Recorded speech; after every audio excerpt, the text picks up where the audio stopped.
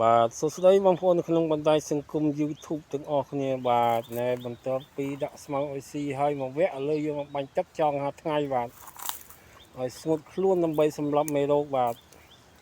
ឡូវនេះកំពុងតែឈរទី2អៀងហើយបាទនេះជាវិធីការពារគោកុំឲ្យមានជំងឺបាទយើងលាងទឹកហើយយើងឈរយើងចង់ហាថ្ងៃវាដើម្បីឲ្យស្ងួតខ្លួនម៉ោង8 9 10នេះវាជាពន្លឺព្រះអាទិត្យដែលមានកាំរស្មីសង្យោគអាចសម្លាប់នៅពួកមេរោគផ្សេងដែលវាតោងទាមលើជើងលើខ្លួនគោបាទ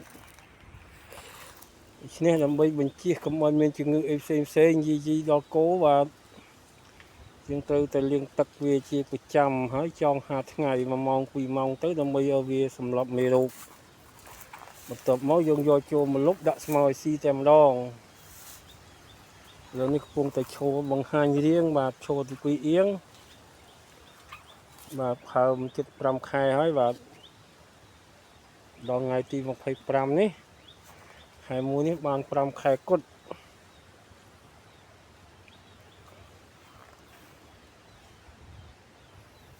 បាទជំចើមបាទចូលចិត្តទឹកខ្ពស់ជាងម្ចាស់ថតទៀតបាទ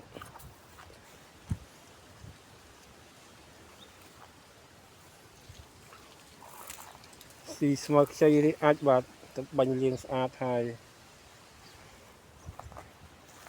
នេះកូនកមុំបាទបាញ់ទឹកចុងល្ងាធំហើយបាទ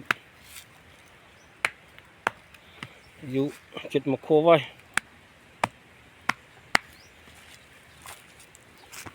យើងសក់សាច់បន្តិចតែវាមេអត់ឈប់ឲ្យបើមកបាទលុបពឹសណាស់បាទយើងទឹកទាំងមេទាំងកូន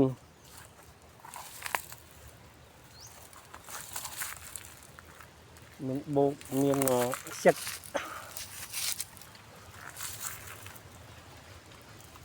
ដុសស្នែងបាច់ហើយគោះចង់ប្រហែលមេដែរបាទ